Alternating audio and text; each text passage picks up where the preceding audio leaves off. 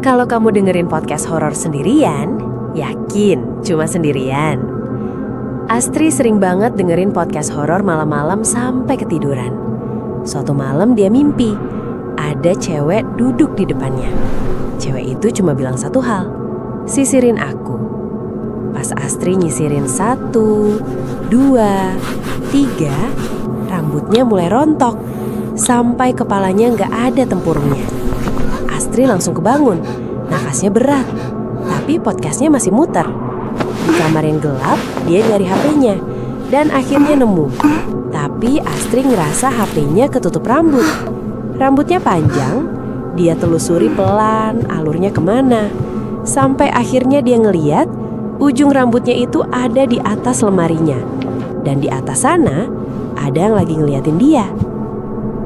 Ternyata dari tadi dia nggak dengerin sendirian. Kalau kamu dengerin podcast horor sendirian, yakin cuma sendirian. Astri sering banget dengerin podcast horor malam-malam sampai ketiduran. Suatu malam dia mimpi, ada cewek duduk di depannya. Cewek itu cuma bilang satu hal, "Sisirin aku." Pas Astri nyisirin 1, 2, 3, rambutnya mulai rontok sampai kepalanya nggak ada tempurungnya. Astri langsung kebangun, nafasnya berat, tapi podcastnya masih muter. Di kamar yang gelap, dia nyari HP-nya dan akhirnya nemu. Tapi Astri ngerasa HP-nya ketutup rambut.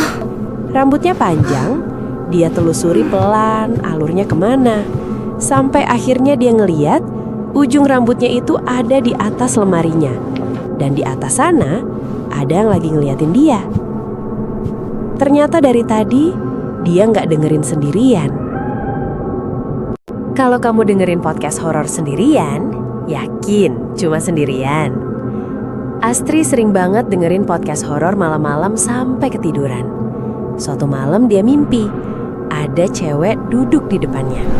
Cewek itu cuma bilang satu hal, "Sisirin aku." Pas Astri nyisirin 1, 2, 3, rambutnya mulai rontok sampai kepalanya nggak ada tempurungnya. Astri langsung kebangun, nafasnya berat, tapi podcastnya masih muter. Di kamar yang gelap, dia nyari HP-nya dan akhirnya nemu. Tapi Astri ngerasa HP-nya ketutup rambut.